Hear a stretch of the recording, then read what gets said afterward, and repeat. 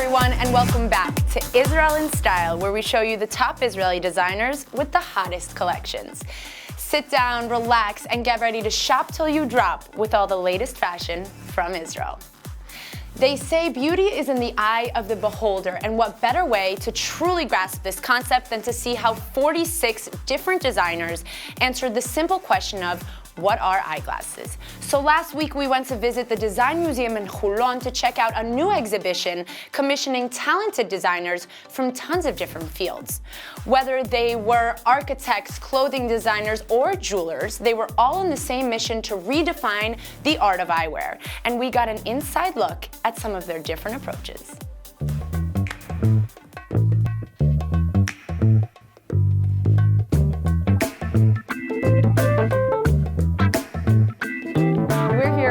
At the Design Museum Holon, one of Israel's only design museums, to check out their latest exhibition overview that deals with the interaction between sight and design. Let's check it out.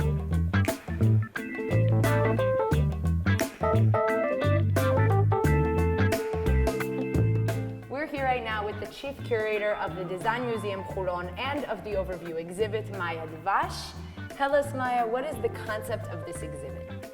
Well, the whole exhibition is based on eyewear. Right. Actually, not only eyeglasses, but all kind of machines, and as a whole about sight, actually. Okay. And how did you guys approach the designers? Did they come to you? Did you go to them? How did it work? We went to them. We decided we want to have the point of view of Israeli design in the exhibition. We wanted the interpretation of what are eyeglasses. So we approached designers that we knew, and we thought we want to include designers that are very old designers and young designers, very that practicing. Not just specifically in the field of eyeglasses, actually, especially. Not at all. Okay. Not at all. Most of them never did eyeglasses before, and they are fashion designers, architecture designers, they are industrial designers. We have all kinds of designers in the exhibitions, and they give their interpretation. So how did this exhibition start? We started with a collection, a historical collection of an optometrist and collector, Claude Samuel. He has a collection that starts from the 17th century till today, and that's what was our starting point. We knew we have the past, right, because the collection is a past in a way. And then we realized we want to have something contemporary. We want to have the present in the exhibition. So this is the one you see here. Right. This is that exhibition. This is the future of Israeli design. It is the present of Israeli right. design. Since you see it, it's a present already. And it's a very good picture of Israeli design, because you can see here really what Israeli design is dealing with. You can see all kinds of parts of Israeli design in the exhibition. You can see the humor in many of the definitely. works, and you can see the political eyewear, that is works that are dealing with political stuff, and but most of them are amazingly tackling the questions of what are eyeglasses. In a way, they are answering questions that we have in the upper gallery.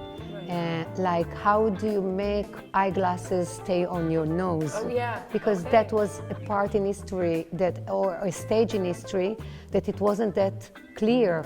Eyeglasses, people were holding them in their hands, right, and then they moved to the nose.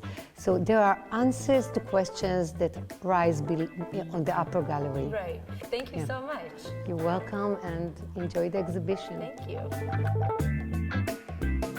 We're going to explore the lower gallery, where the museum has commissioned close to 50 Israeli designers to answer the question, what are eyeglasses? Let's check out their interpretation. We're here right now with one of the designers, Kobi Siboni, who designed these stunning glasses. Tell us, what is your original field of design? Okay, my original field of design is industrial design. Okay. I've studied for 4 years in Bezalel, the Academy of Art and Design in Jerusalem.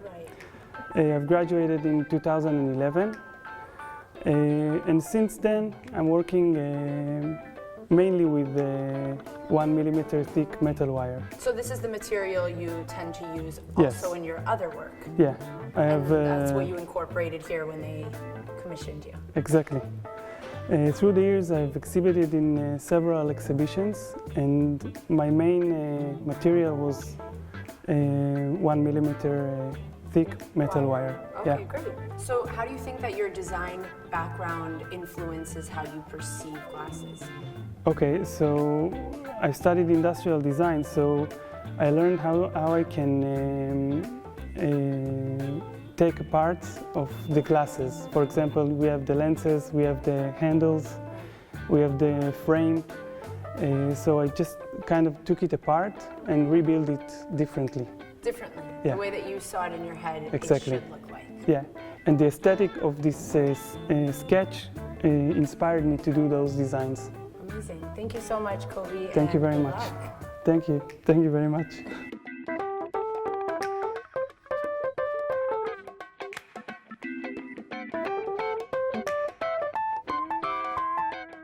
We're here with another talented designer, Neil Nenner. Tell us, how did you get started designing? What's your original field? I'm an industrial designer and did a master degree in Bezalel, and my bachelor degree is from Shenkar, so I learned in Israel. I do usually furniture design and exhibition design, and I teach. I'm a teacher, Okay. Shenkar, most of the time. Okay, and what was the concept to these glasses when you were commissioned here for the exhibit? Well, I usually occupied with questions about perception. So, the first question I asked is why these glasses look like they look, and what part of of this is about perception, and what part is about fitting to the human body or the human gestures, or just useful objects. And I did a series of quite ridiculous answers to these questions. All right, definitely out of the And box. like some question, for example, the nose bridge is one of the parts, and the question is, why do we need a nose bridge? It's about the nose, of course. So I did this big ones is about A space for your like a nose. space for your nose, Right. or the nose is more important. And or the other reason is because that when glasses sit on the face, the nose bridge make sure they don't fall. Right, it's their But support system. this is in a way. only assuming that we stand straight. But what happens if we Tilt down. tilt down? Then I did the glasses with the nose bridge underneath. So if you tilt So down, it's there. Yeah, it's basically to look upside down on the wall, or to have an Different upside, perception, different point of or view. upside down. So I asked, how can I design eyeglasses to release more brain capacity to other senses, for Right. example. So if the lenses are very small, then you don't see so good. Maybe you will hear better. So it's trying to kind of take away from the lenses, from the seeing, and kind of stimulate other different senses in your body. Release more brain power for Right. the other senses. Was this your first time designing eyeglasses? Yes, How was that for you? it was very difficult actually. Yeah, it was. But every project is difficult in design. When you try to do something that is new or unfamiliar or Different. or when you want to question like interesting things, it's difficult. You are alone in the field. You don't know where to go, and you don't know where to to start. learn. Yeah. And They threw at you a question, what are glasses? Yeah, and that's it. you had to just kind of go with what you knew from your background. How do you feel like your background influenced or affected the way that you perceive eyeglasses? yeah, it's like I told you before. I usually question perception. I usually ask questions about archetypes. I do it in furniture and I do it in other things also. So I did it here also. Well, thank you so much and good luck. Thank you so much.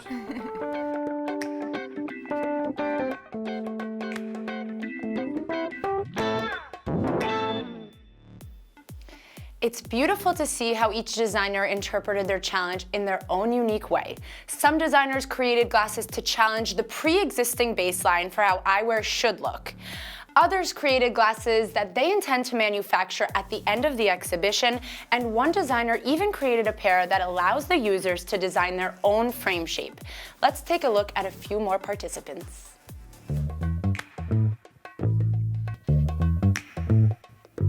We're here with another designer, Tal Gur. Tell us, what is your original field of design? My original field is more conceptual design. I'm not dealing with product design par excellence in my daily professional design.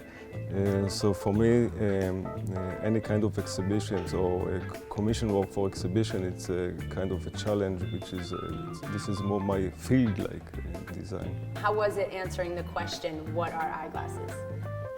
So it's a kind of a challenge that is, let's start to think about eyeglasses in different ways. Yeah. So in this piece, if I try to make a kind of an order in the process of this project, so I think it starts with a Hebrew poem, which we usually tell it for an infant. Right, in Which, kindergarten and so. Yeah, so it's talking about how many things you can make with your 10 fingers. And it's accompanied with a gesture with the finger and hands. And the last sentence in this poem is how to make a round-shaped eyeglass and put it on your Like that, nose. right. Yeah. So this is the last sentence. So I think the project started with this sentence. So it was my Your inspiration for your yeah, my piece. inspiration. I think it's mostly the way I reflect the concept of the theme of the exhibition. It's of course it could be a product, a kind of a product. You can wear it, you can Right. use it, but it's not the eyewear that we are maybe used to see. So it's different. Well, thank you so much, Todd. You're welcome. Thanks. We're here right now with Alon Baranovich. Welcome, thank you so much. You're welcome. Tell us, what is your original field of design? Well, Irene Cronenberg and I are actually doing architecture and interior design, mainly practicing in the lifestyle venues. Okay. And yeah, so that's what we do. We do hotels, we do restaurants, clubs. So Yeah. for this exhibit specifically, what was the concept behind the glasses that you designed? Well, dealing with or practicing in the lifestyle venues is something that makes you very, very sharp on people's experience. Okay. So we are very well immersed in experiences and how people behave, what people need, what are their desires, and how to manipulate space in such a manner that the space will accommodate, our clients, our end users. So this feeling of feeling of what does our audience needs today in terms of glasses was going through maybe another application, like you have an iPhone application, Right. So it's just another app that it's like an open source that everybody can use it and do with it whatever he wants to do. And I think it's very applicable to the 21st century where everybody does his own thing, So this concept of glasses really started as an open source kind of an idea.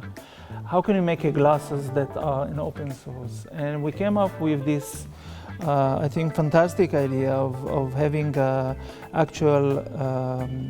frame that is so elastic that if you any kind of lens that you would try to fit in, it would fit. You can really do with the right silicone material. You can really fit into it whatever shape you want, and only by doing that you can create your own glasses on a daily basis or on an hourly basis, on an event basis. I want to look like this, I want to look like that. So I have this frame that can, one thing that fits all. We're living in an era everybody wants to be special. Right, unique. Okay? Yeah, unique, iconic. Yes.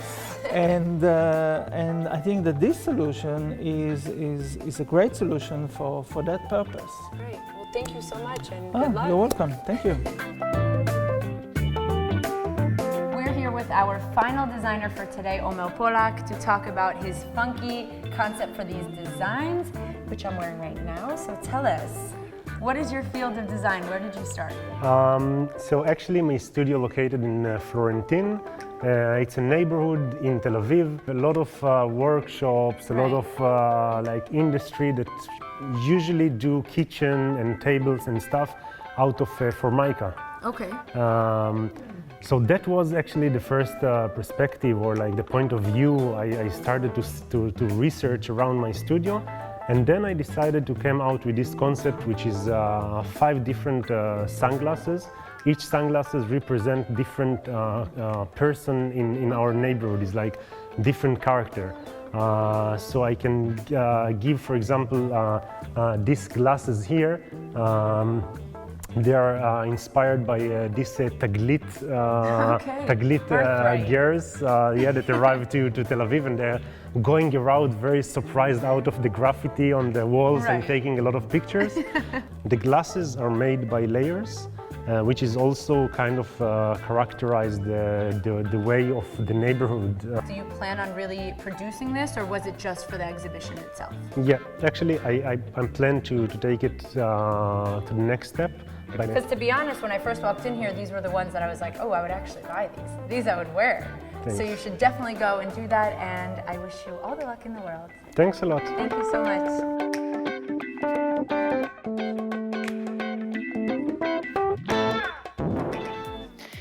Most of these talented designers, who, let me remind you, are not experts in the field of designing glasses, have each taken their own interpretation of perception to create a unique work of art.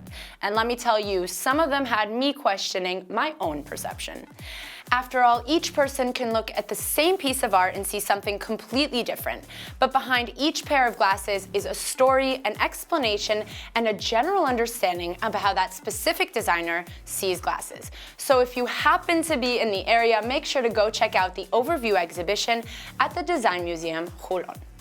And we are back to the basics. Shoes, shoes, shoes, but of course. I almost feel it's a trend here in Israel for designers to use big, bold, and popping colors, whether it's for their jewelry, clothes, or in this case, shoes. Let's take a look at our visit to Jerusalem with the designers of Adi Kilav shoes.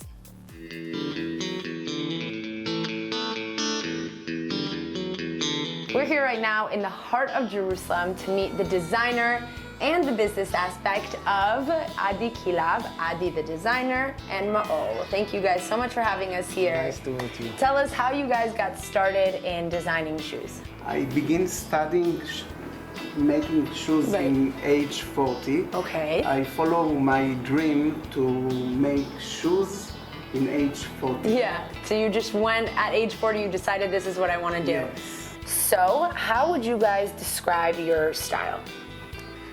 We refer to our style as a classic contemporary. Okay. Okay? And we want to show you something that it's very...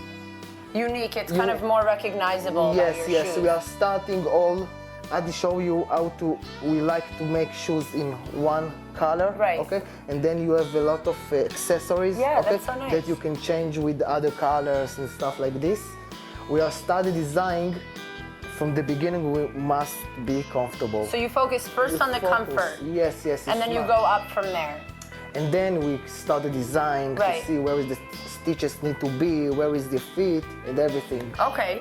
So from the beginning, was it the idea to make men and women's shoes, or were you guys just targeting women's shoes and it just went from there? It starts from the beginning. We are making shoes, men and women. Right. We start with, of course, women. Okay. And then we have experience. It's the cobbler can be walk barefoot. Okay, right, Okay, right. so we want shoes also. Yes. And we like shoes. We want to design shoes that we want to wear. Yes, exactly. And we start to make shoes in unisex size. We start from very small size, Right. like 36, Okay. until very big size, like 46, 47. okay. And what I think it's very different from Israeli designer that Adi is a man. Right. Right, who so are he's designing women's designed shoes. for women. So it's kind of like a different perspective. Yes, exactly. This is what I think it's our unique. That makes it, on top of your cute accessories, Yes. it also makes it a different point of view, if you will, having a man, two men, providing women's shoes. Exactly. So you guys make very unique women's shoes and men's shoes. What makes them so special? First, we are making shoes that for us. Right, that you want to wear. We want to wear. So we have very classic model, okay? Okay. Like this, it's very classic, it's brown shoes, but we must to give a color. Twist, a little Twist. So it's pop. orange, Yes. okay? We have this in red and black. Yeah. We must take. To take something like simple and make it not simple. Yes, exactly. Where can people purchase or find you guys? Okay, we can find this in our store that we are here. Right, here in Jerusalem, in the heart. Yes. We have also a website. Okay. It's called adikilav.com. Okay. And we have an international website. It's called Etsy. Okay. A lot of your customers you feel come from the States? Yes. Yeah? Yes. We have a lot from the States. We have a lot from Australia, Okay. Canada. It's very nice because it's like family. It's not Yeah. business. Yeah. Even there that people buy online, it's very Personal. personal. Yes, people who are buying from us from Etsy, and then they come to Israel, they come to visit us. Wow, that's So it's amazing. very nice. And especially with your story, I'm sure people really connect to that story of following your dream at Yes. such a late time in your life Yes. and really succeeding and going all out with it. Yes, it's amazing to get some messages. yeah. Yes, from people who are. It's not necessarily need to buy shoes, Right. but the same message that it's very inspiration. Yeah, wow, that's to amazing. start in very late age to design thing, and good luck. Yeah, and good luck. It's absolutely heartwarming to see Adi go after his dreams and never give up at the age of 40. People are always scared to try new things, and he's really proven to us that if you follow your dreams, no matter what age, the possibilities are endless.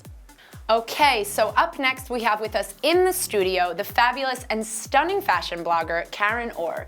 She's based here in Tel Aviv and was actually named one of the top 5 girls to follow on Instagram. Hello, hello, lovely. How are you? Hi, I'm great. How are you? I'm fabulous. So let's start with the basics. And I'm more than positive you've heard this question before. Why'd you make the move from Cali to Tel Aviv? Oh wow, I do hear this question a lot actually. And to be honest, I always came here in the summers. I grew up in the San Francisco Bay Area, and I always came here to visit family. And I just fell in love with this country. I really love Like everybody. Israel. It's Tel Aviv. Exactly. And so I decided that after a year of university in California, I would come here at the age of 19 to do the Army. So that's what I did. Amazing. What are some of the latest fashion trends you are absolutely in love with? Oh wow, this season there are so many things I'm in love with.